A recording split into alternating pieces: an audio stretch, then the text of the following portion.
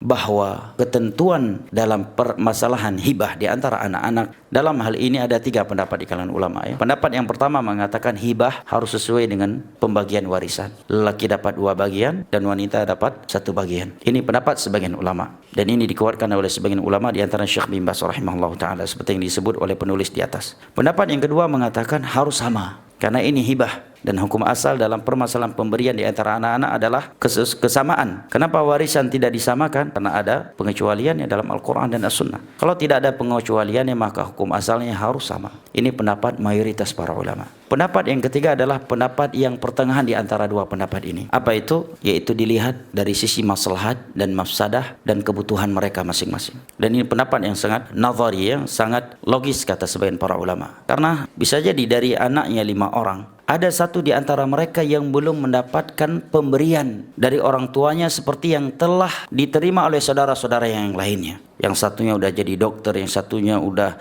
S3, yang satunya lagi udah jadi polis, yang ini udah jadi tentara, dengan biaya yang diberikan oleh orang tuanya semua, orang tua mereka. Sedangkan dia belum mendapatinya karena baru tamat SMA dan dia belum punya harta. Sedangkan mereka semuanya sudah punya harta pribadi, udah punya rumah pribadi, udah punya mobil pribadi, udah punya penghasilan pribadi, dan dia baru tamat SMA, sepersen pun nggak punya uang. Dari sini kata para ulama, nggak hikmah kalau dikatakan dibagikan sebagai ketentuan seperti ketentuan dalam warisan atau disamakan haknya. Ini dari sisi pendapat di kalangan ulama. Tetapi dari sisi penerapan di lapangan bisa ribut.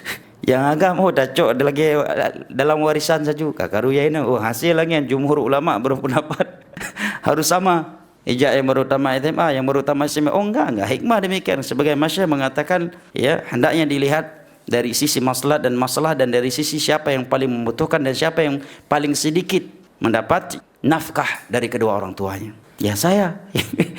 Maka cara paling bagus apa? Yang disepakati dan diterima oleh semuanya apa? Dengan nominal yang sama. Kedua, kalau mereka bisa diberikan nasihat agar mereka mau ridha, agar adik mereka atau salah satu di antara saudara mereka yang lebih miskin dari mereka, lebih membutuhkan dari mereka, agar diberikan dengan nominal yang lebih banyak dari mereka. Al-muhim ketika penerapan di lapangan, seseorang melihat dari sisi maslahat dan mafsadah yang tidak membuka pintu permusuhan di antara mereka sehingga menyebabkan putusnya silaturahim di antara mereka hanya demi secuil dari dunia yang semu lagi menipu ini.